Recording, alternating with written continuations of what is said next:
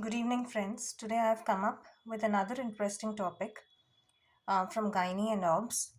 And today we're going to talk about perineum. Now, basically, perineum, it is a diamond-shaped structure which is inferior to the pelvic diaphragm. Now, when we talk about perineum, it is divided into anterior urogenital triangle and the posterior anal triangle. Now, when we talk about the urogenital triangle, of the perineum, it is divided into two pouches.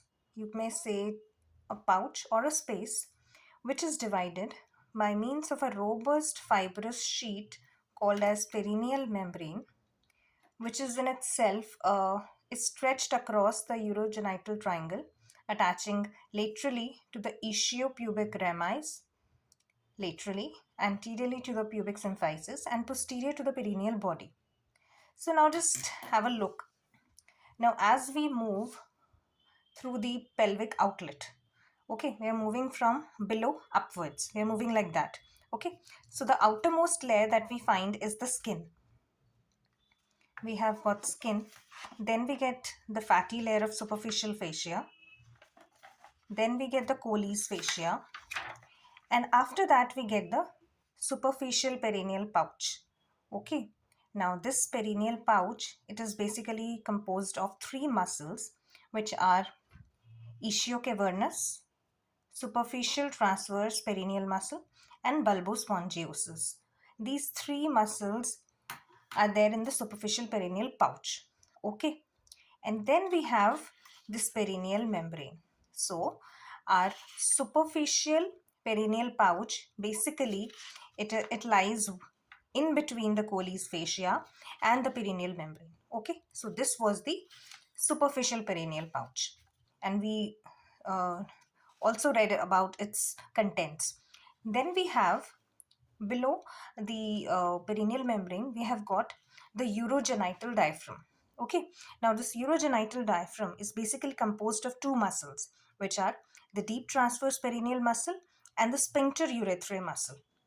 These together form the urogenital diaphragm. And below the urogenital diaphragm, we have the superficial fascia of urogenital diaphragm. Okay, so now in between the perineal membrane and the superficial fascia of the urogenital diaphragm, we get the deep perineal pouch, which is basically composed of urogenital diaphragm containing these two muscles, deep transverse perineal muscle and the sphincter urethrae muscle. And below that, we get the pelvic diaphragm. Now, this pelvic diaphragm, basically it is composed of levator ani muscle, okay, which is in itself composed of puborectalis, pubococcygeus, and the ischio-coccygeus muscle.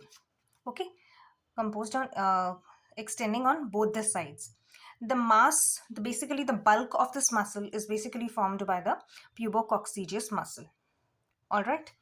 So these were the parts. Let's go through them once again.